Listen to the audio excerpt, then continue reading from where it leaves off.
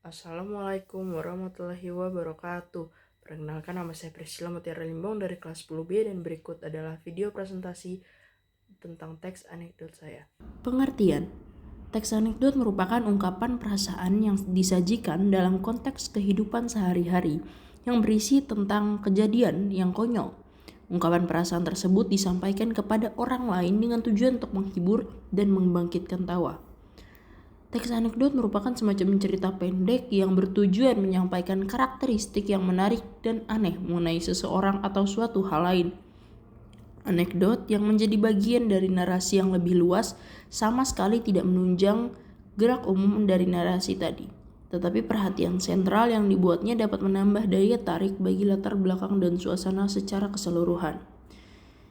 Yang kedua adalah struktur. Dalam teks anekdot terdapat 5 struktur, yaitu yang pertama adalah abstrak. Abstrak merupakan bagian yang menjadi awal paragraf yang berfungsi memberikan gambaran tentang isi teks. Bagian kedua ada orientasi. Pada bagian ini menunjukkan awal kejadian cerita atau latar belakang terjadi peristiwa. Pada bagian ketiga ada krisis. Krisis adalah bagian yang menjadi hal atau masalah unik. Yang keempat ada reaksi, merupakan bagian berisi cerita penulis atau orang yang ditulis menyelesaikan masalah yang timbul pada bagian krisis tadi. Reaksi juga seperti semacam solusi.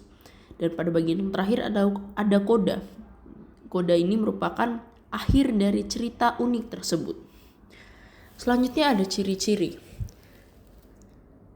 Terdapat 6 ciri-ciri pada teks anekdot. Yang pertama adalah singkat dan menarik. Pada teks anekdot ceritanya pendek namun mampu menarik perhatian pembaca. Yang kedua adalah humoris atau jenaka. Pada teks anekdot harus mengandung unsur kelucuan dan keseruan yang membuat para pembaca menjadi terhibur. Yang ketiga adalah mengandung kritik atau sindiran. Tujuan utamanya seringkali menyampaikan kritik sosial, politik, atau isu tertentu secara tidak langsung. Yang keempat adalah berdasarkan kejadian nyata. Seringkali diangkat dari peristiwa atau tokoh yang sebenarnya meskipun ada unsur rekaan. Yang kelima, mengandung kebenaran atau pesan moral. Pada bagian teks anekdot, di balik kelucuannya juga mengandung makna atau pelajaran hidup bagi pembaca. Dan yang terakhir adalah menggunakan bahasa yang singkat dan mengena. Pada teks anekdot, bahasa yang digunakan harus sederhana, namun mampu menyampaikan pesan secara efektif. Selanjutnya ada tujuan. Apa sih tujuan teks anekdot? Pada tujuan teks anekdot yang pertama adalah menghibur. Tentunya menyajikan cerita yang lucu dan menarik audiens.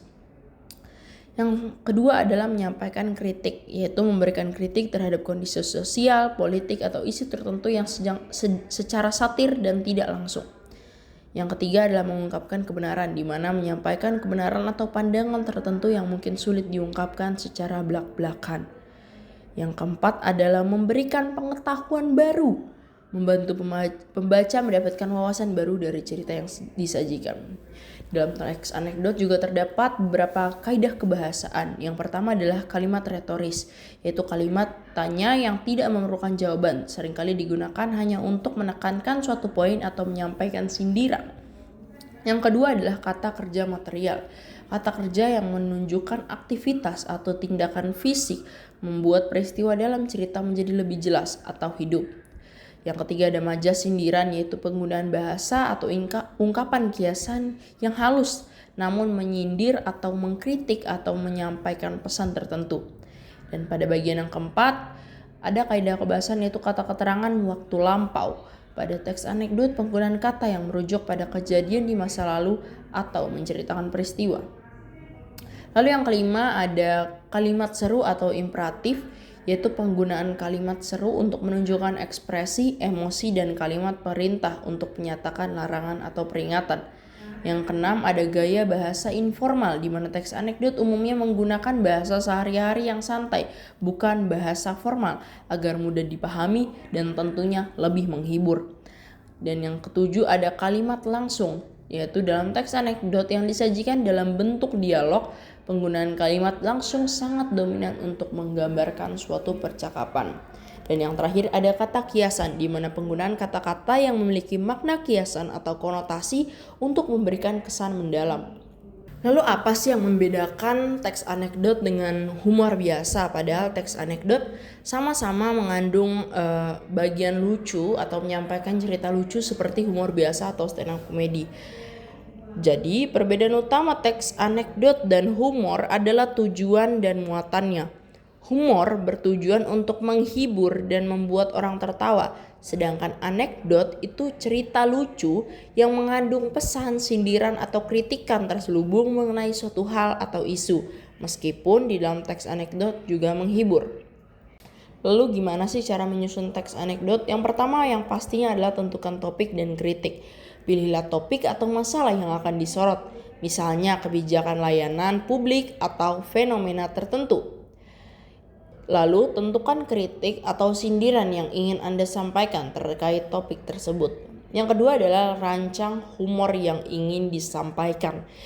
Pikirkan unsur kelucuan, kekonyolan, atau kejadian yang bisa membuat pembaca tertawa namun tetap mengandung pesan. Yang ketiga adalah pilih tokoh untuk teks anekdot.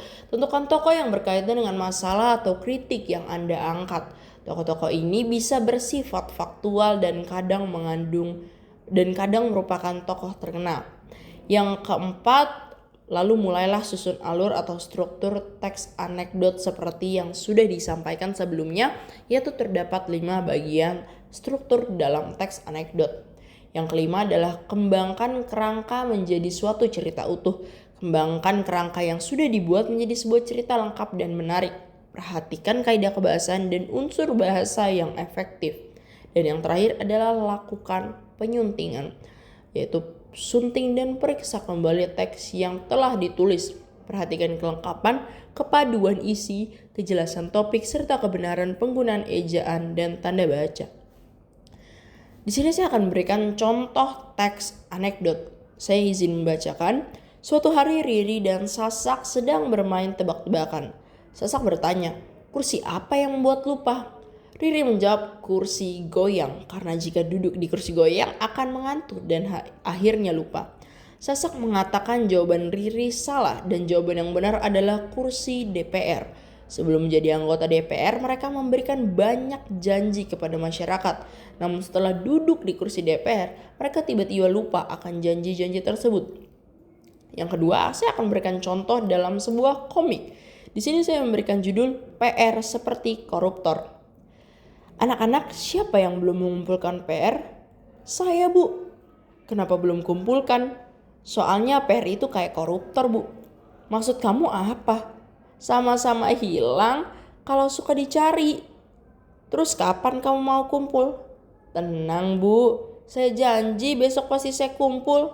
"Ah, janji?